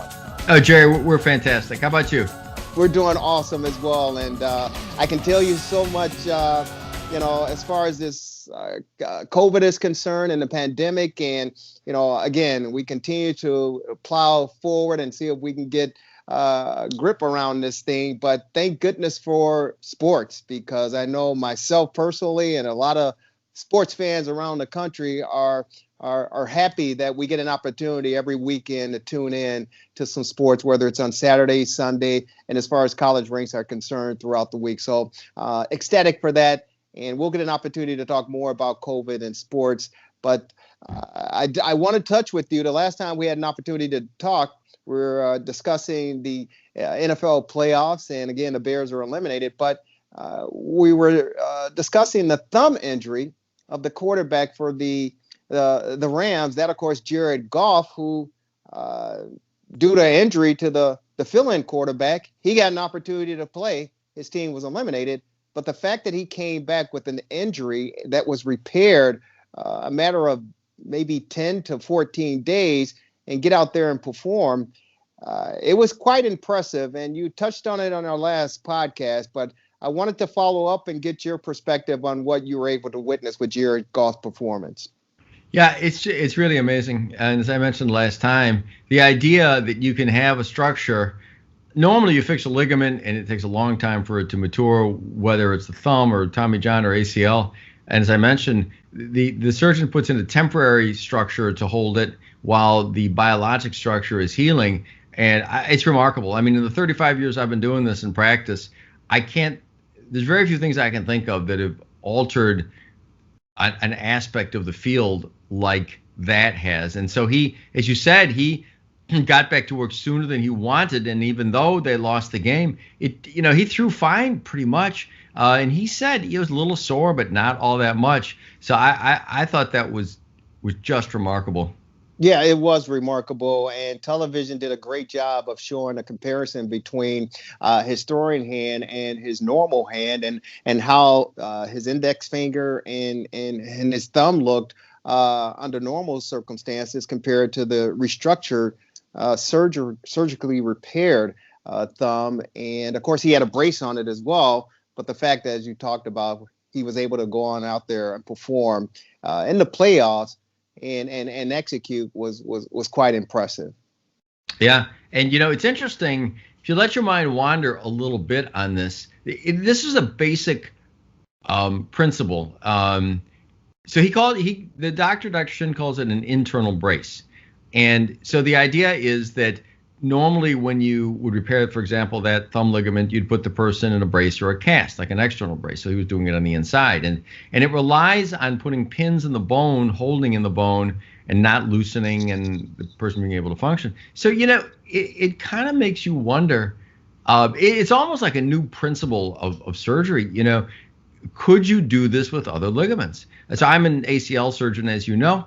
And so, actually, in Europe, not really here, people have used synthetic grafts for ACLs for a long time. They've tried, and they haven't really worked out well. So they're not used in the United States at all. I don't know that they're used much in Europe anymore. I think a little, but there was a period of time when people tried them. And there have been structures, going back to when I did my fellowship in Boston 35 years ago, there were people using carbon fiber to try to replace things. So as a permanent answer, synthetic substances have not been the answer. But, makes you wonder, when you fix an ACL, you make a tendon into a new ligament, and it takes a while. But makes you wonder: could you put a temporary ligament in there, like an internal brace kind of thing? Put a couple of screws in to the bone and stabilize the knee. I mean, because after you tear your ACL, most people get pretty sore and swollen, but it's variable from people, but it passes in a matter of weeks in general. So, I don't know that you could do it in 2 weeks, but you might be able to do it in 4. And that's a whole different thing. Somebody, Tariq Cohen tears his ACL at the beginning of last year and misses the whole season, right? So, if you could do something like that, you could be back maybe halfway through or before. Tommy John surgery. These are a little different than what Jared Goff had. He had a ligament that was torn and it was kind of reattached. The things that I'm talking about, the ACL and Tommy John, you're actually taking a tendon from someplace else and having it morph into a ligament. It's kind of different. But in some ways, the principle is the same. If you can put a temporary synthetic structure in that would stabilize the joint while the other one was healing, who's to say? So I don't know. It'll take somebody with ingenuity and guts to think about doing something like that, and might be kind of a big gamble to take, because if you do a big ACL reconstruction and put a temporary structure in and it fails, that's kind of a problem. But it makes you wonder. I mean, it really makes you wonder if that could be the harbinger of more things like that in our field. And actually, while we're talking about that, when you think about the implications of this, so it was maybe, I don't know, 8-9 years ago, I don't know exactly, when Jay Cutler had a pass intercepted and the players running the other way, and he went after to try to tackle him. In the process of trying to make the tackle, he tore a ligament in his thumb. I don't know for sure, but it was probably the same injury that Jared Goff had. And, he got it fixed, but he missed the rest of the year. And I don't remember the exact numbers, but the Bears were very close to making the playoffs. They had done great. And they had a backup in Caleb Haney, who had, very accomplished college quarterback, but for whatever reason, the Bears just weren't able to get over the hump, and they just barely missed the playoffs. So, you wonder if that were today, maybe he could have gotten back in a couple of weeks. Maybe history would have been different. The whole, because he was up and down with the team, obviously, and that was an up year, right? So who knows if they'd have made the playoffs and he'd come back, maybe everything would have been different. I don't know. But it's not an uncommon injury. Rajon Rondo, I think, had the same thing that year with the Bulls. They were up 2-0 in the playoffs against the Celtics. Remember, they were doing great. And they lost when they had Dwayne Wade and Jimmy Butler. And he went down, and I think they lost the next 4. I don't remember, but I know they lost. So I don't know. That probably wouldn't have allowed him time to get back for that series. But it's not a rare injury, and it's just a sea change in how it's handled. It's interesting. Dr. Chad Padromas, the Sports Medicine Update, a weekly podcast.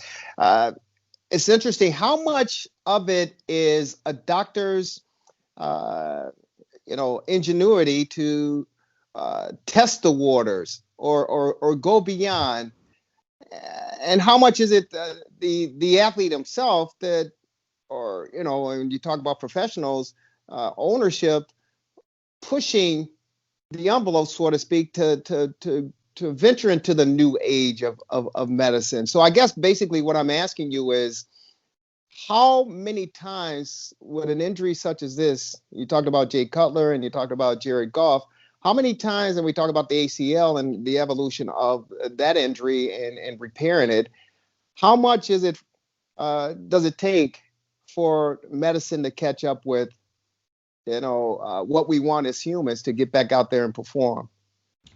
So I'll tell you, it's a complicated question, particularly with professional athletes. And so the main answer to your question is it the players, the ownership, is the doctor?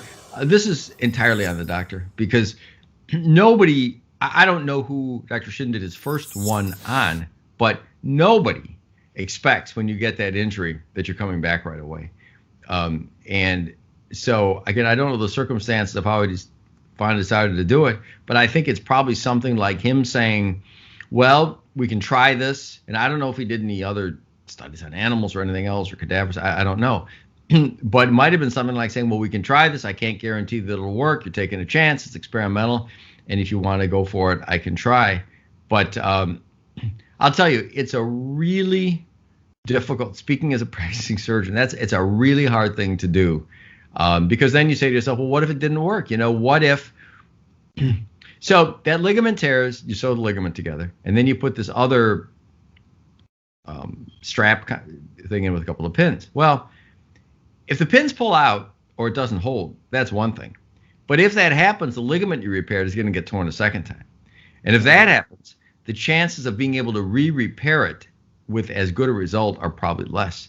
So you're kind of playing with fire, right? Because you could try this, and if it doesn't work, then you go back in again and do the conventional operation.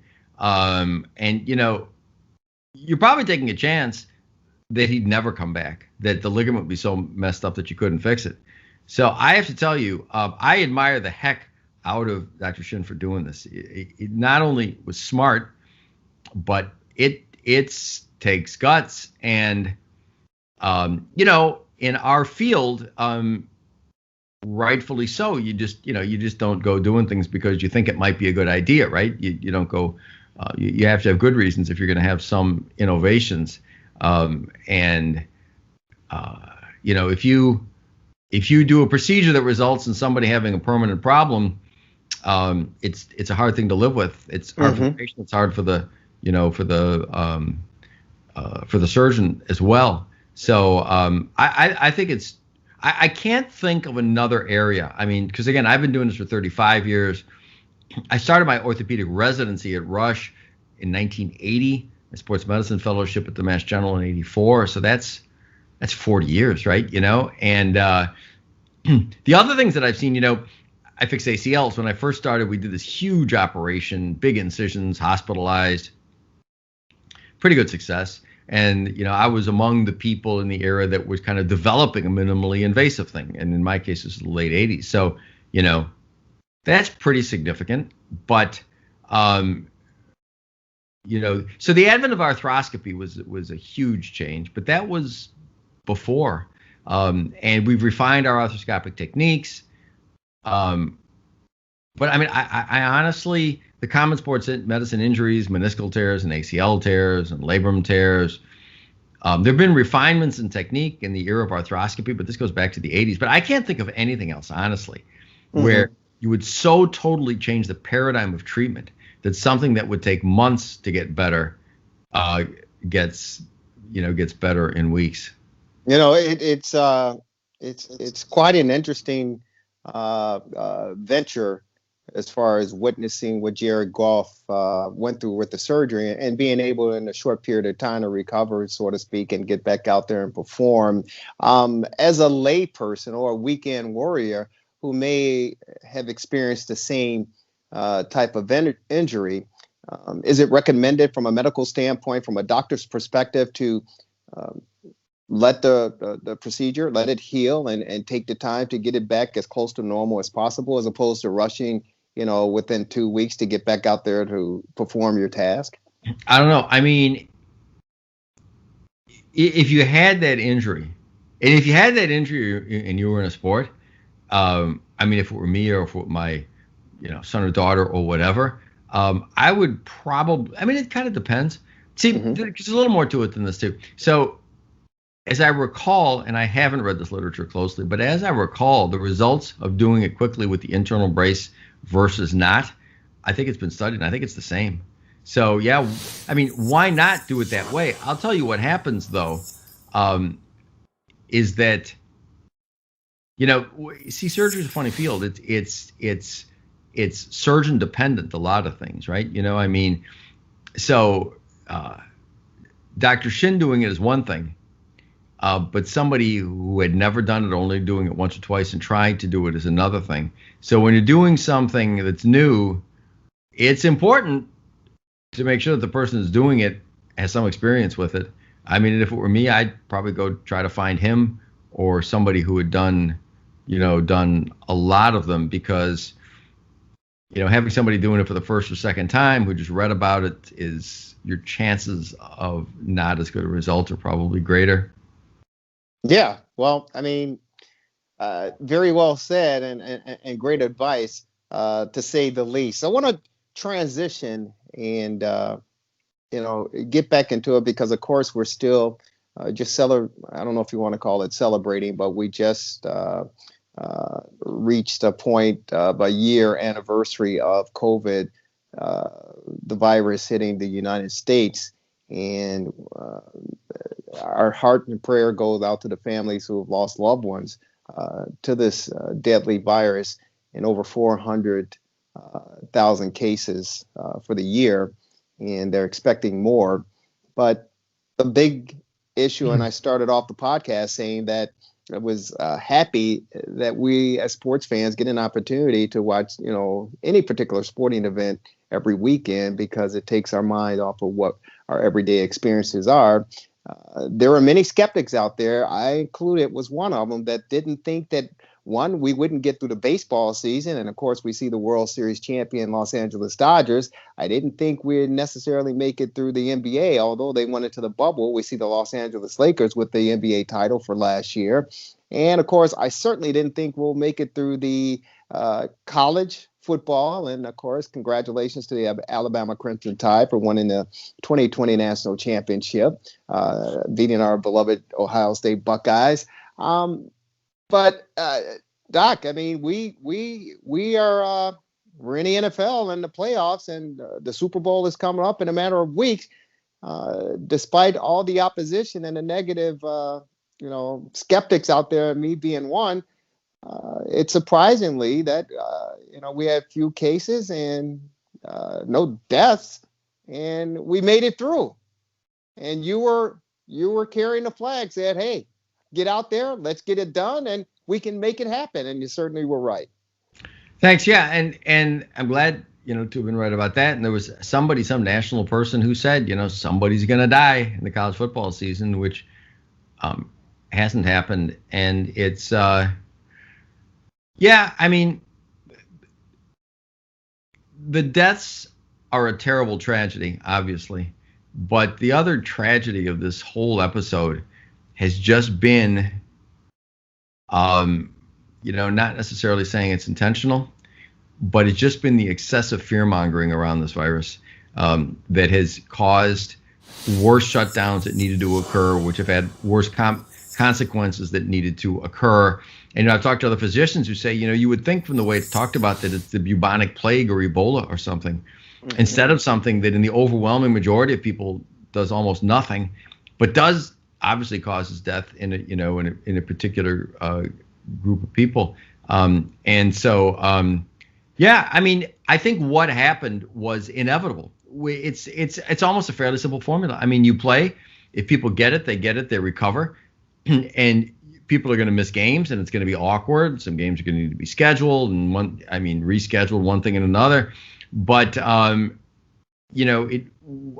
worried a little about very heavy set football players. And the one mortality I know of, as I mentioned before, was an unfortunate gentleman. I don't know the details, but it's almost a year ago, I think, who was said to be 6'3" and 330 pounds or so, and passed, unfortunately, before the regular season started. And so I worried a little, because being heavy is definitely a risk factor in being male.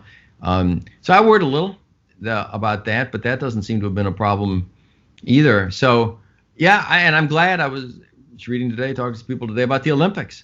And I think the Olympics are scheduled to go on. What they'll do with fans in the stands, I don't know. But the fact is that these young, healthy people, I mean, there was an occasional death from the flu. So I'm not saying it can't ever happen, but the data is just overwhelmingly that it's safe. And it just makes no sense to not have it. I mean, if you go out there and people get sick and they can't go, then you deal with it. But to penalize everybody for that, I think makes no sense. And even the fans in the stands. I was just reading today that the Super Bowl, I think they're going to have roughly a third of the stadium full, 20,000 some fans. I think 2/3 of those 20,000 are going to be frontline healthcare workers, the free tickets, and then they're going to have some other people. And they're going to take all the proper precautions with masks. And I don't know, maybe they're even required people to have been vaccinated. I'm not sure. But it makes you wonder, now with these games now, they could have people in the stands, and they're outside. Stadiums are huge. You could socially distance. You could require masks. Heck, if you want, limit it to people who've been vaccinated or people who have had it. I mean, you could do that, and it's still not being done. And it sort of breaks my heart because small businesses are still closing terribly and aren't reopening, and there has been overreach that's worse than it needs to be. And I'm not saying it's intentional. If you're a governor, and I think governors have overreached horribly, but from their perspective, they see people dying and they're doing the best they can.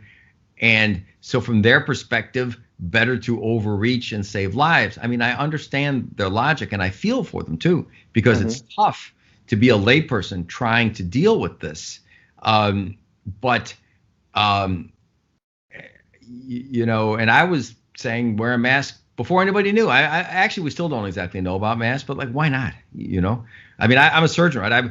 I don't operate now as much as I used to, but I would wear a mask most of my working life early on, and so what's the big deal? But so I hope the Olympics take place, and I'm glad fans are going to be in the stands at the Super Bowl.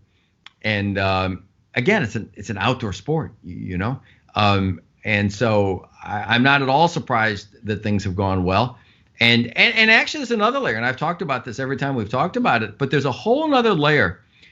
The vaccine's extremely important, no question. But there are treatments. I've mentioned before, hydroxychloroquine that we've done research on, ivermectin. There's no question that this stuff works. There's no question it would save lives. It's being used elsewhere in the world where they don't have the luxury, where they don't have as much in the way of funds. So I'm just hoping that the word gets out, because there are people, you want to vaccinate people and prevent people from being sick, of course. But there are people who are getting it who could be treated with these drugs if there were greater awareness. And again, this isn't intentional, I don't think,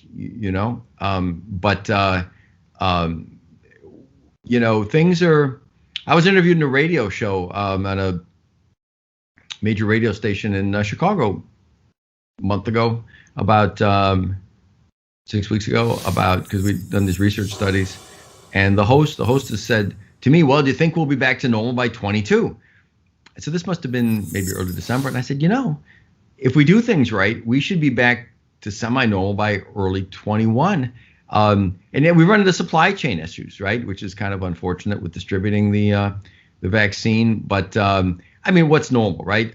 Is wearing a mask normal? No, but I don't think wearing a mask is a big deal myself, and distancing. But when I say normal, I mean people getting back to work, businesses not folding. So anyway, so I'm not surprised, and I think things will continue to be fine. And I'd like to see the pace accelerate.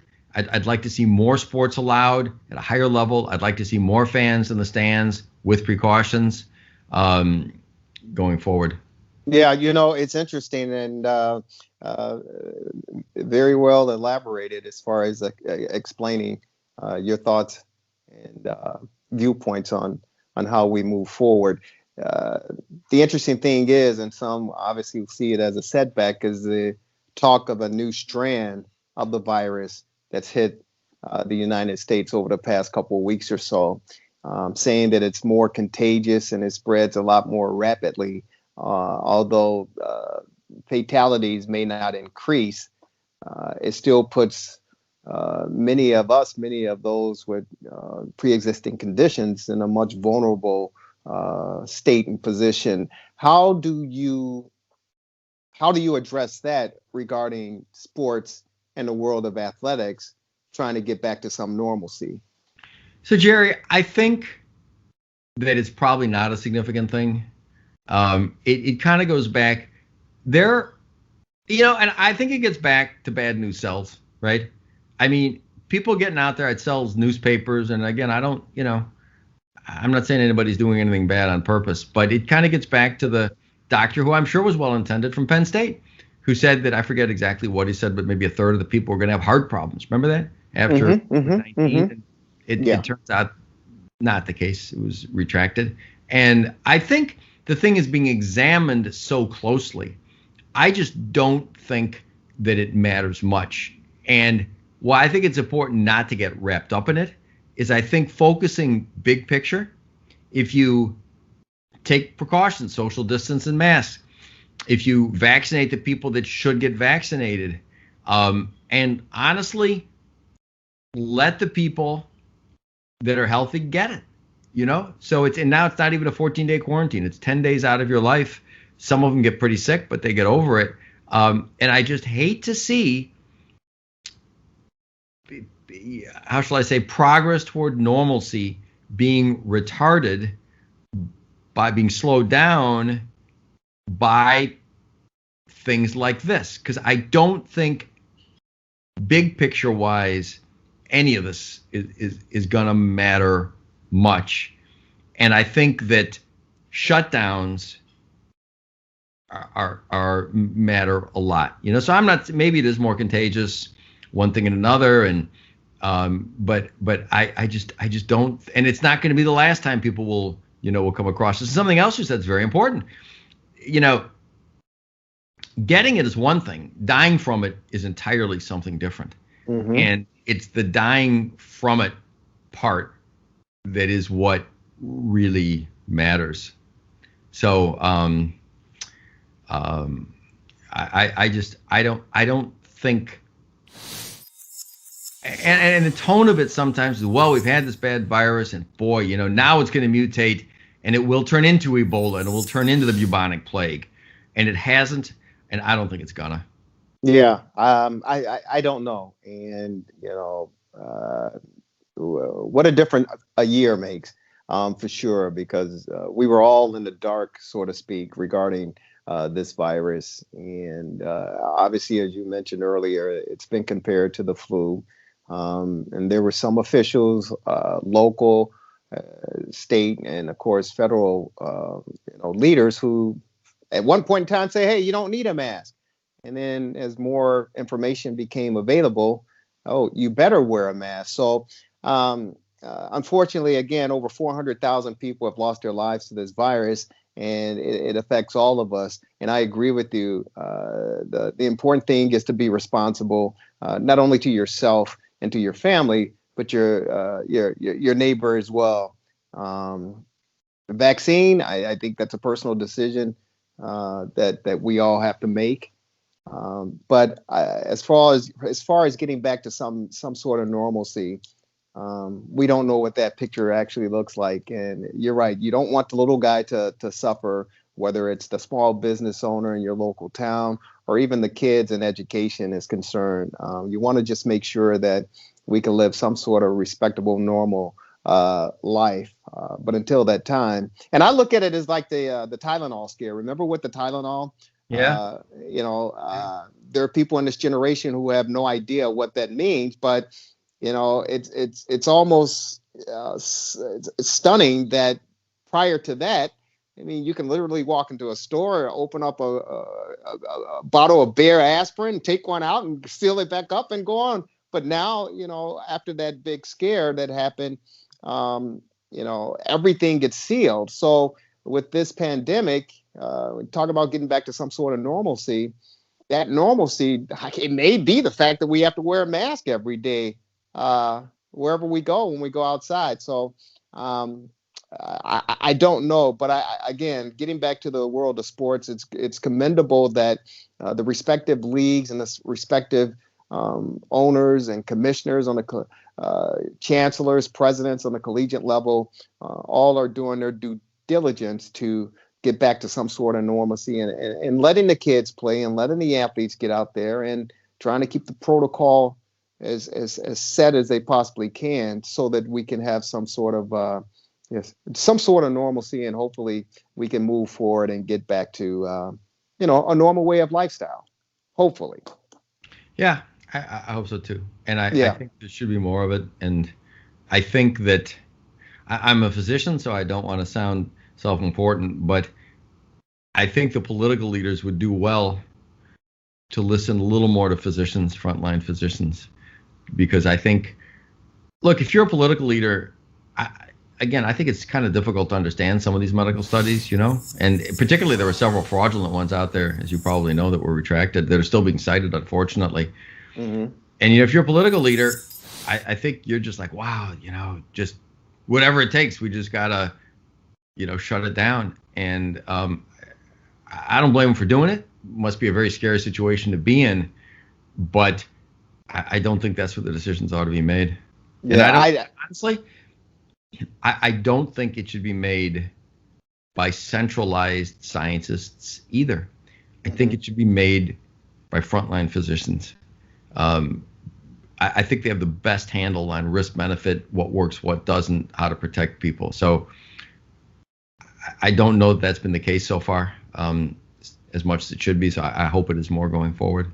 I hope so too. And I hope that people take more responsibility, again, personally, regarding their health and welfare. I think if you take the responsibility as a human, as a person, for yourself, for your family, and your neighbors, I think we can certainly get past this. I saw a disappointing quote, heard it locally here in Chicago, where a young lady, African American woman, in the Hammond Garry area about a week or two ago, got the vaccine in her 60s, and the reporter asked her, "How do you feel?"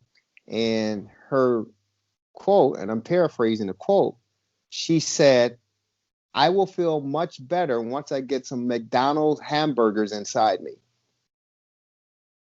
And my mouth literally hit the floor, because she's getting the vaccine to protect herself. But we talked about pre-existing conditions, and no offense to fast foods and McDonald's and all of that, but that's that's a fast food that contributes to the high rate of diabetes and heart disease in the Black and brown communities. And it was sad and disappointing to hear that this woman, that was her mindset.